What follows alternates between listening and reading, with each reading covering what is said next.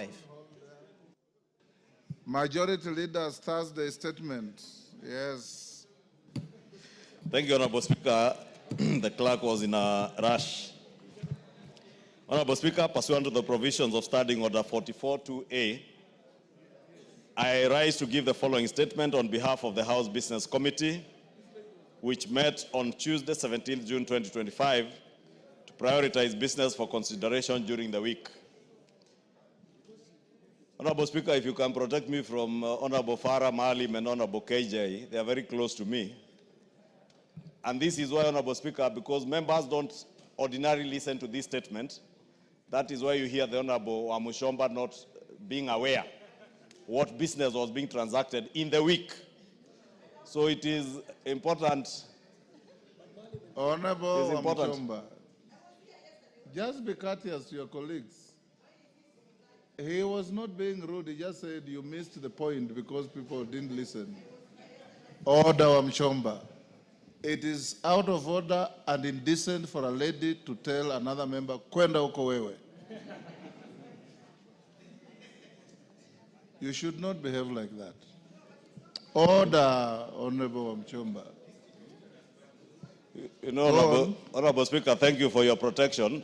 I was making this point not just for Honorable Wamuchomba's sake, for the sake of all members of Parliament and the country at large. Honorable Wamuchomba might have been here yesterday, but she clearly was not aware that the finance bill was being transacted on yesterday. We finished with debate on second reading the day before. We dealt with Committee of the Whole House yesterday, finalized, and you just put the question this afternoon. Therefore, Honorable Wamuchomba should just be courteous and pay attention to what goes on in the House better than what goes on out there. Honorable Speaker, with regard to business now scheduled for Tuesday next week, the House is expected to continue with consideration of the following bills, should they not be concluded today. The second reading of the County Public Finance Laws Amendment Bill, Senate Bill number 39 of 2023, the Virtual Asset Service Providers Bill of 2025, and the Kenya Institute of Primate Research Bill of 2024. Additionally, Honorable Speaker, debate will be undertaken on the following motions, some of which are listed in today's order paper. 1, consideration of the 4th generation revenue sharing formula for counties, which you made a communication on yesterday. 2 is consideration of Senate amendments to the National Disaster Risk Management Bill, National Assembly Bill number 24 of 2023, and resultant committee of the whole House.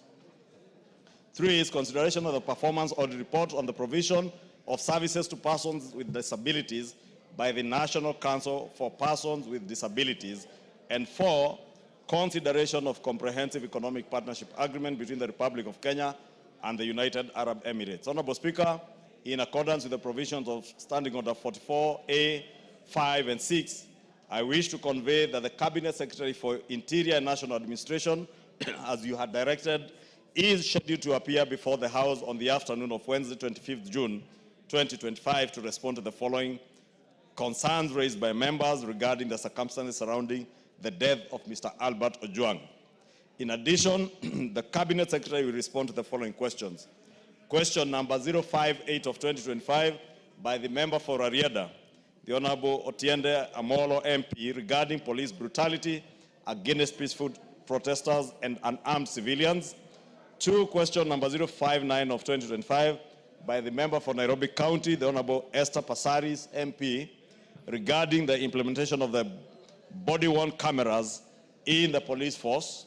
And 3, question number 060 of 2025 by the member for Suba North, Honorable Millie Odhiambo Mabona MP, regarding the deaths of persons while in police custody.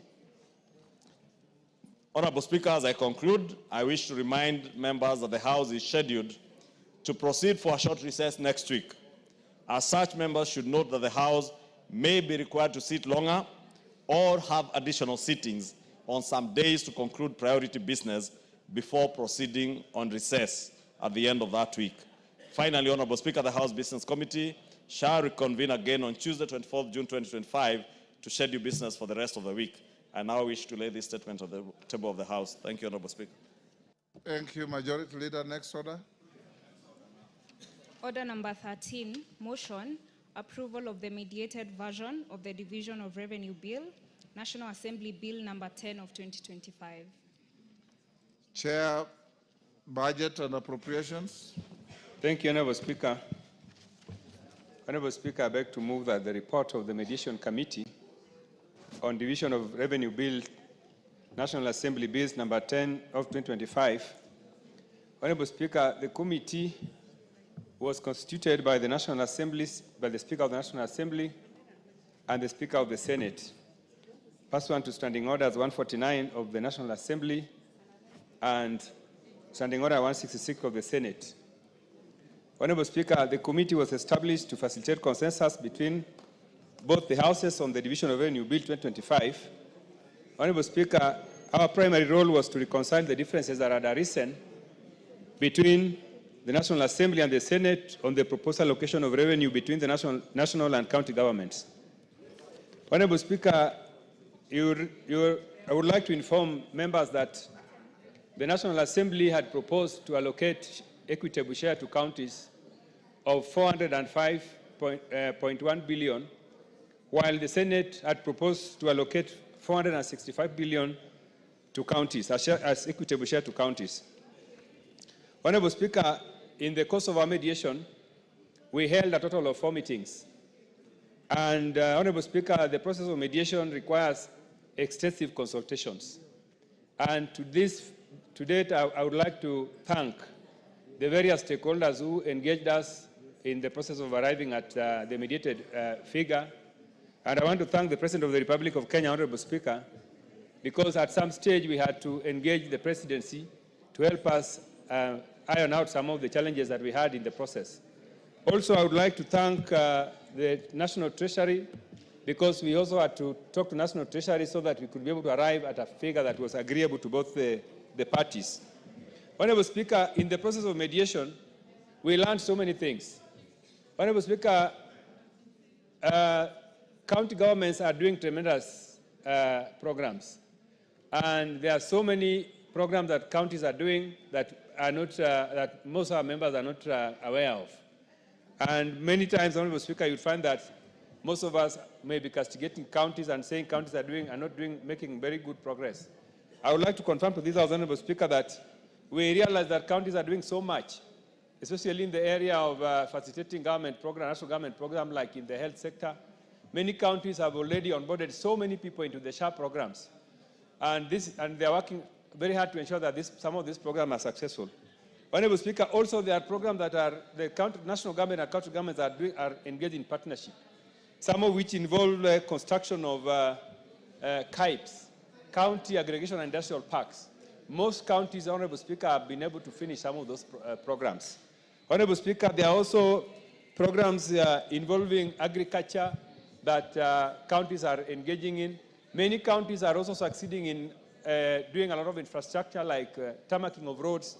So, Honorable Speaker, the amount of money we allocate to counties is not in vain, Honorable Speaker. And I want to confirm that both the President and this House are committed to devolution. And to see that the government national government is committed to devolution is to see that, Honorable Speaker, we were able to arrive at a figure which is historical, Honorable Speaker. This is a historical figure, Honorable Speaker, because we were able to move through the mediation process from a figure of 405 billion to a figure of 415 billion, Honorable Speaker. That is an increase of about 10 billion that we were able to realize.